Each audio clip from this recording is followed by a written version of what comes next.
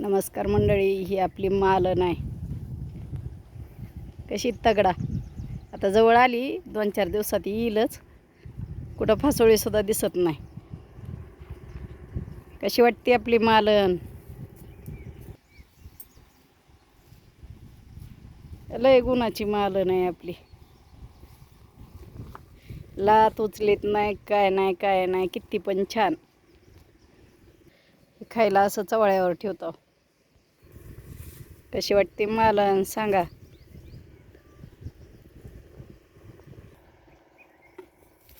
ही आपली गुलबी आहे. ही मालन दोघी 10-12 दिवसाचाच फरक आहे. दोघी बी येतात आता 10-12 दिवसात. हिला आता 20 तारखेला संपते दिवस. हिज दोघी बी गरीब आहेत. भाल्याची गरज नाही, काय नाही. चाटण्यासाठी इतकी जवळ येईल. सगळे जनावर आपल्याकडची तयार आहेत. कोणी सुद्धा खराब नाही. हे चाटण्यासाठी तर लगे पुढं येईल. कशा वाटतात ह्या दोन? आपल्याकडे मोठ्या आहेत गाई, बाकीच्या कारोडी इथं गाभण आहेत. ही आपली सोमी. चाटायची लय बेकार खोड आहे. गेलं जवळ की हायच चाटायला आलेली. ह्या का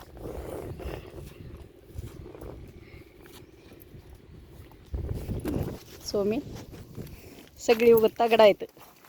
हे 3 महिन्याखाली आजारी होती, त्याच्यामुळे ही जरा तेवढी खराब आहे. नाहीतर सगळ्या चांगल्या आहेत. नंबर 1. यांनी आता 3 महिने झालेत गाभण आहेत. हिला बी 3 महिने झालेत. आणि ह्या आपल्या सोमीला पण 3 महिने झालेत.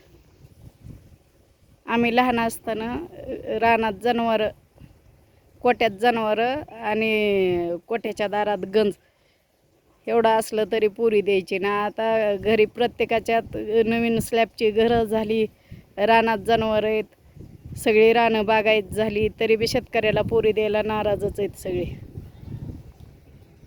पण शेतकऱ्याच्या पोरींना जेवढं सुख समाधान लागतंय, काळ्या जरी पडल्या तरी जेवढं सगळं ताजं खायला भेटतंय तेवढं नोकरीवाल्यांना भेटत नाही.